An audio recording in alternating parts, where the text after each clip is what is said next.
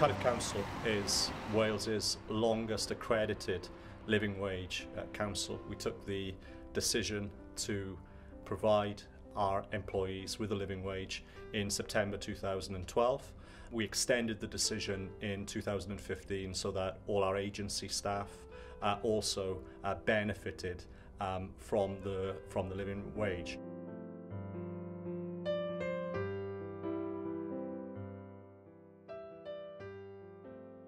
My name is Abilio Mesquita. I'm a catering assistant, and the living wage changed my life in many ways. I used to work long hours for a set wage. My wife she didn't work at all. She couldn't because we were looking after the kids.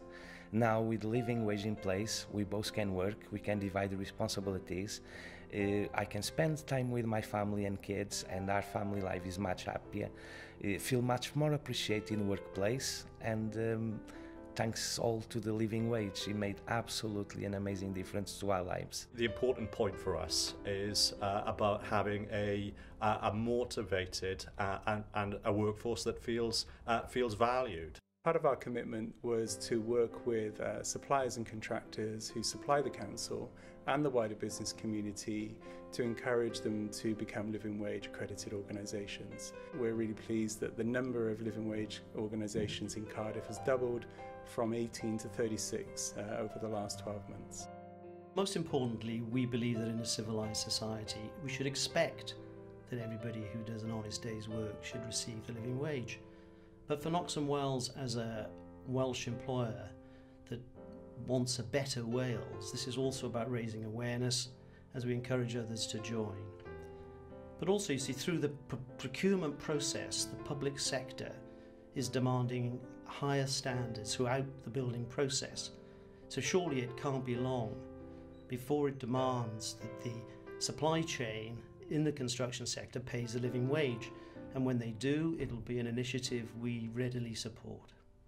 The reason that we became a living wage employer was because we wanted to do the right thing.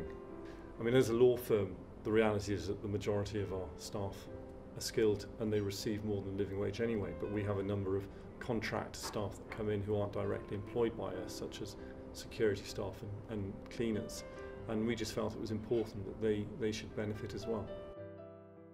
At the Museum of the Welsh Soldier, we have always paid above the minimum wage, and now we've reviewed that and we are able to pay the living wage without affecting the viability of the museum. We wanted to make sure that the team who worked here always are appreciated, and that's our way of doing it, by paying the living wage.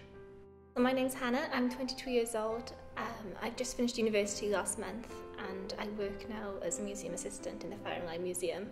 I started here as a volunteer, and then I started getting paid a zero-hour wage, and now I'm on a living wage full-time. Since having the living wage, I've had to be less worried about social activities. So before having it, I would be quite cautious about what I was spending, what activities I was doing, and even when I would go out there, I'd be quite stressed about or quite concerned about what I was doing. Now I can just enjoy life more, and life's easier as a result of it.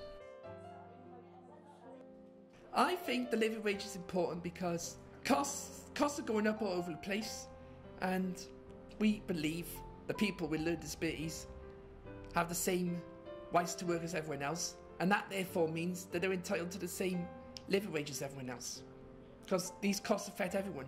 We're really keen that businesses, employers, other organisations in Cardiff also become living wage employers. We want to see Cardiff become a real living wage city. That's an important priority. The benefits of paying the real living wage is that it's a clear commitment of our determination to invest in our staff, and it also aligns our values and beliefs that nobody should do a day's work and not earn enough to live a good life on.